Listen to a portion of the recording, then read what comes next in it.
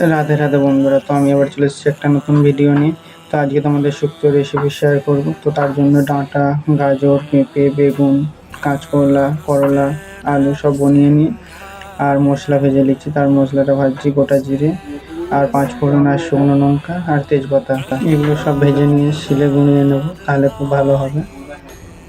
বেশি ভাজলে পোড়া পোড়া গন্ধ ছাড়বে, তাই তার জন্য বেশি ভাজা চলবে না।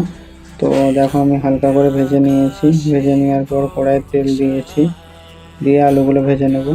আর আলুগুলো খুব বেশি ভাজবো না, হালকা লাল লাল করে ভাজবো। তো এভাবে ভাজবো। আমার ভাজা হয়ে গেছে, তুলে নিচ্ছি। এইভাবেই এক এক করে সব সবজিগুলো ভেজে নিয়ে দেখো আমার সব সবজি ভাজা কমপ্লিট। তারপরে আবার কড়াইয়ে দিয়ে দেবো তেল। তেল দেওয়ার আগে 5 ফোড়ন আর তেজপাতা দিয়ে, তেজপাতাটা একটু ভাজা হয়ে গেলে তারপরে দিয়ে দেবো পরিমাণ মতন তেল। আর তেলের পরিমাণটা একটু বেশি রাখবে, আর তাহলে খুব ভালো হবে। তেল তেল দেওয়ার পরে আমি এতে আদা কুড়ে দিয়ে দেবো, কারণ আদা আমি বাটিনি, আদা কুড়ে নিয়েছিলাম। তো আদাটা কুড়ে দিয়ে দিয়েছি। আর আমি এখানে ইউজ করেছিলাম পোস্ত বাটা আর সর্ষে বাটা। তো দুটোকে খুব ভালো করে পেস্ট করে নিই। আমার আদাটা দেওয়া হয়ে গেছে, দেখো আদাটা দেওয়ার পরে আমি ওই পেস্টটাকে দিয়ে দেবো। দিয়ে মশলাটা দেখো দিয়ে দিচ্ছে। আর মশলাটাকে খুব ভালো করে ভাজতে হবে, কারণ নইলে সর্ষের আর পোস্তর একটা কাঁচা গন্ধ ওইটা ছেড়ে থেকে যাবে। তো মশলাটা দেখো এরকমভাবে ভাজা হবে। তো ভাজতে ভাজতে আমি এখানে দিয়ে দেবো হলুদ গুঁড়ো, লঙ্কা গুঁড়ো, জিরে গুঁড়ো আর ধনে গুঁড়ো ইউজ করবো। আর এখানে কাশ্মীরি লঙ্কা গুঁড়ো দিতে হবে, কারণ তাহলে তরকারি কালারটা আরও খুব সুন্দর হবে। তো এই সব দিয়ে অল্প জল দিয়ে মশলাটাকে আরও বেশিক্ষণ একটু ভালোভাবে কষিয়ে, যাতে মশলার যে কাঁচা গন্ধটা সেটাও যাতে না থাকে। তো মশলাটাকে খুব ভালো করে কষিয়ে নিয়ে দেখো মশলাটা কালারটা কত সুন্দর হয়েছে আর তেল ছেড়ে দিয়েছে দেখো। তো এইভাবে হলে খুব সুন্দর হবে।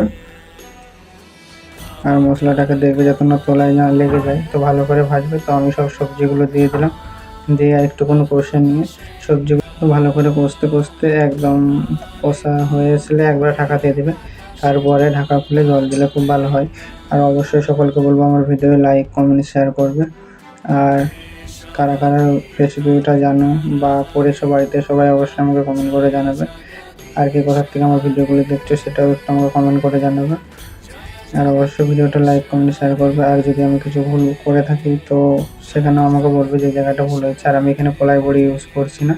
আর যারা পারবে তারা কলাই বড়ি দিতেই পারো। আর আমরা কলাই বড়িটা তরকারি খুব একটা ইউজ করি না। তো যারা দিতে চাও তো কলাই বড়িটাকেও হালকা করে ভেজে নিয়ে তো লাস্টে তরকারিটা নামানোর আগে দিয়ে দেবে, খুব ভালো হবে। তো স্বাদ মতো নুন, আর যদি পারো অল্প চিনি দিয়ে দেবে। আর যদি কারো ভালো লাগে তো অবশ্যই গুঁড়ো গরম মশলা ইউজ করতে পারো, তাহলে আরও ভালো লাগবে। কিন্তু গুঁড়ো গরম মশলা দেওয়ার দরকার নেই, কারণ এখানে যেহেতু আমরা শুকনো মশলা ইউজ করবো, না দেওয়াটাই বেটার। তো দেখো আমরা খুব ভালো করে কষে নিয়েছি।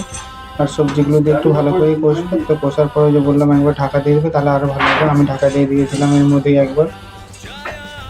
আর এরপর দিয়ে দেবো পরিমাণের মতন জল।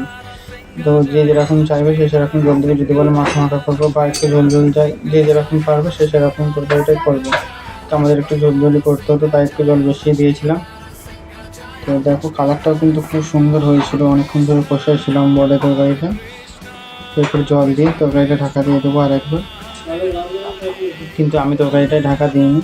তো যারা পারবে তারা ঢাকা দিয়ে দেবে, তাহলে আরও তাড়াতাড়ি হবে। আর গ্যাসটা খুব কমিয়ে দেবে।